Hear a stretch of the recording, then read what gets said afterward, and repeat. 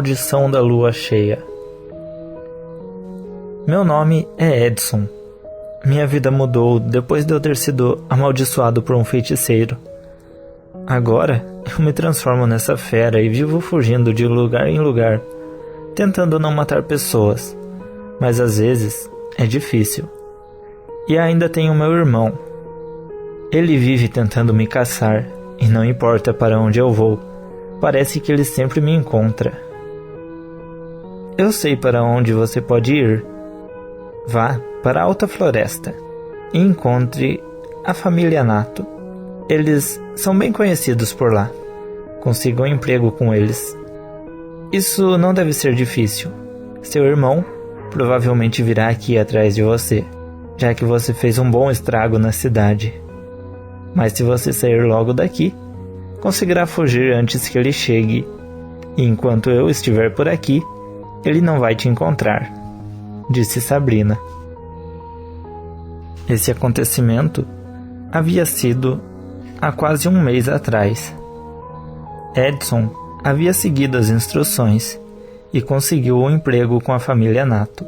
Gustavo, o dono da fazenda, lhe deu a função de cuidar de sua residência no sítio São Cristóvão, onde ele quase não ficava e só usava o local para descanso ou festas, coisas que se tornaram raras devido às lembranças ruins que Gustavo e sua esposa Daniela tinham daquele local. Edson ficava dia e noite cuidando daquela casa. Não haviam animais de criação lá, e o trabalho era basicamente manter o terreno e a casa limpos e organizados. Aquela bruxa havia dito a Edson que enquanto ela estivesse viva, Jonas não o encontraria.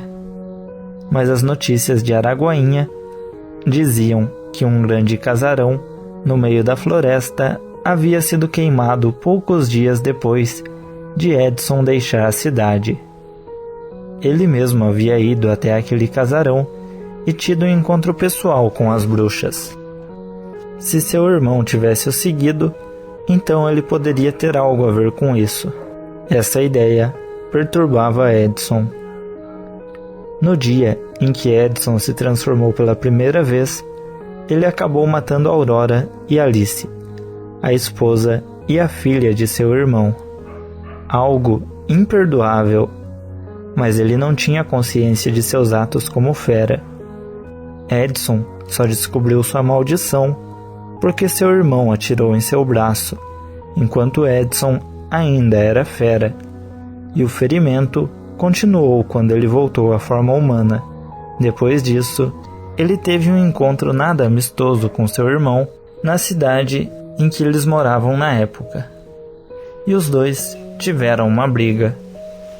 Edson fugiu e deixou para trás a sua noiva. Como será que ela estava agora?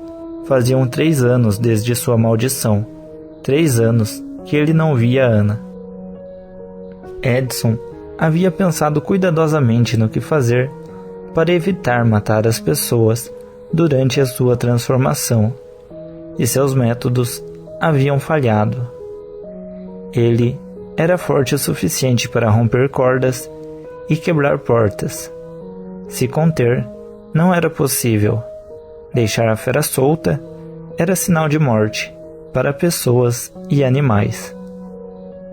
Mas algo funcionava estranhamente bem. Era uma receita daquela bruxa. Ela lhe passou uma receita à base de acônito, uma espécie de planta com capacidades mágicas e que em altas doses poderiam até ser mortais a um lobo. Mas na quantidade certa era o que Edson precisava para conter a transformação.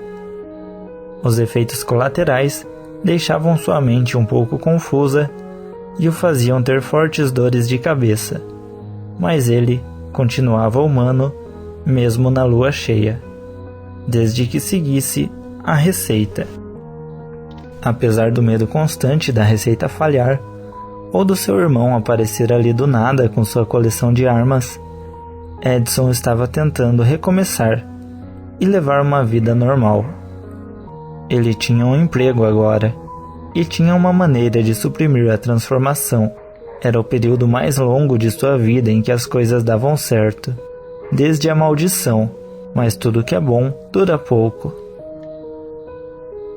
Passado o período de férias de Juliano, ele volta à fazenda Vaca Branca, e desta vez ele tem um novo amigo. Ele veio de carona em uma caminhonete prata, e o motorista era Jonas. O plano de Jonas era conseguir um emprego na mesma fazenda que Juliano trabalhava, para que juntos eles tentassem conseguir informações sobre o paradeiro de Edson. Por coincidência, Edson havia vindo de Araguainha para Alta Floresta, enquanto Juliano ia de Alta Floresta para Araguainha. E agora estavam todos trabalhando para Gustavo Nato, com a diferença de que Jonas seria mais um peão na grande fazenda, enquanto Edson estava a apenas meia hora de viagem dali, em um sítio da região. Jonas e Juliano faziam turnos à noite na fazenda para vigiar o local, caso acontecesse alguma atividade estranha. Mas tudo era muito calmo por ali, o ambiente era escuro, e os sons da noite eram em sua maioria relaxantes. Mesmo durante a lua cheia, nada de diferente ocorreu. Juliano até se transformou para procurar pela região, mas não avistou nada de diferente, assim como sua entidade não sentiu nenhuma presença diferente por onde ele passou. Os dias foram passando, e Jonas ficava impaciente com aquela situação. Mas depois de passar quase um mês ali, Jonas finalmente encontrou seu irmão. Eram por volta das 14 horas quando Edson foi até a fazenda para receber o seu salário, sempre no mesmo dia e horário, como ele havia combinado com o seu patrão. Mas ele não imaginava que Jonas estaria ali. E ao longe, Jonas viu Edson se aproximando, e depois de uns 15 minutos, o viu indo embora. Mas Jonas nada fez naquele momento. Era necessário cuidado para que ele finalmente completasse uma vingança que se estendia por aproximadamente 3 anos.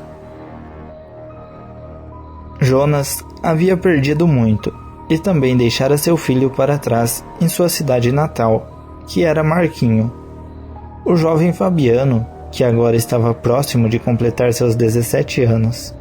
Seu pai sabia que não devia ter o deixado, mas também sabia que ele havia ficado em boas mãos na época. Atualmente, Fabiano gostava de viajar pelo país, visitando locais estranhos e com histórico de aparições.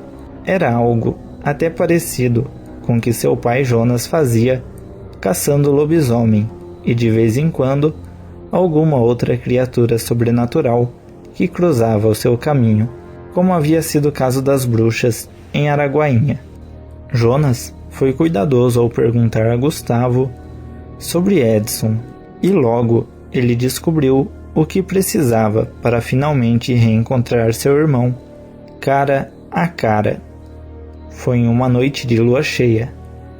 Juliano e Jonas deveriam estar fazendo a ronda, mas aquela era uma noite de caçada, e os dois foram para o sítio São Cristóvão, logo nas primeiras horas da lua cheia. Jonas possuía diversas armas em seu arsenal, e Juliano poderia combater garras com garras, caso fosse necessário. Edson notou os faróis de um carro chegando em sua casa, e achou aquilo realmente estranho. Ninguém havia vindo ali à noite desde que ele começou a trabalhar ali. Edson já havia feito sua receita com acônito e não estava se sentindo tão bem quanto normalmente, mas era muito melhor que virar um lobisomem descontrolado. As coisas aconteceram rápido. a porta que estava trancada foi aberta de alguma maneira pelo lado de fora. E então, Edson levou um golpe que ele mal viu de onde veio. Passaram-se alguns minutos até Edson recobrar a consciência e ver o que estava acontecendo. Ele estava amarrado em uma cadeira e à sua frente estava o seu irmão e também estava Juliano. Jonas queria enfrentar a fera que havia matado sua família. Um confronto de homem versus fera, como ele havia se preparado por anos. Mas Edson manteve a forma humana durante toda a noite. Eles tiveram tempo para conversar sobre o que havia acontecido nos últimos anos. Edson achou que morreria antes de poder explicar, mas para sua surpresa, ele ainda estava vivo, e seu irmão parecia não ter a intenção de matá-lo enquanto ele estivesse em forma humana. Edson explicou que havia conseguido uma forma de conter a maldição e contou quem o havia amaldiçoado. Enquanto isso, Jonas e Juliano ouviam pacientemente. Depois da explicação, foi a vez de Juliano se pronunciar. Eu também posso me transformar, mas diferente de você, eu escolhi essa vida e posso me controlar quase perfeitamente.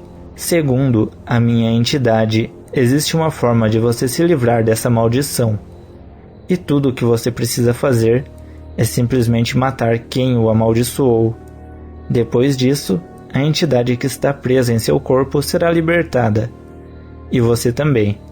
Mas é recomendável que você faça isso com as próprias mãos. Outras pessoas podem quebrar a maldição, matando-o por você. Mas a entidade ainda poderá levar dias ou meses para se libertar do seu corpo, caso não seja você que matará o amaldiçoador. Depois de mais um tempo de conversa, todos eles chegaram em um acordo. Seria uma trégua temporária. Se você realmente consegue conter a sua transformação, então faremos um teste. Durante essa lua cheia, nós te observaremos todas as noites, e se em todas elas você passar como um humano, então eu o ajudo a matar aquele maldito feiticeiro. E depois a gente se mata como homens. Afinal, se ele não tivesse te amaldiçoado, isso não teria começado. Mas, se você se transformar, então seu destino estará selado, disse Jonas.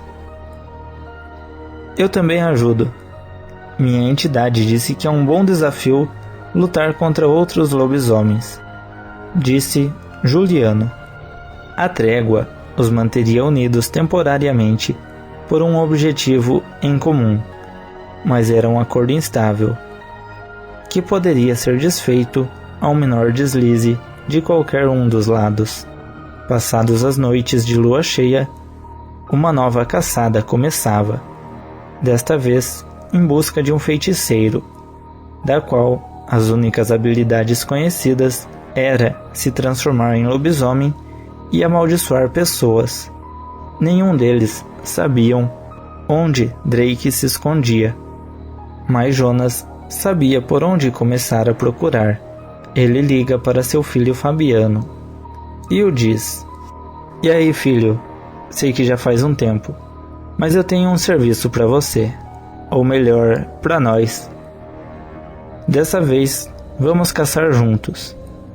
Eu, você e o seu tio, como nos velhos tempos.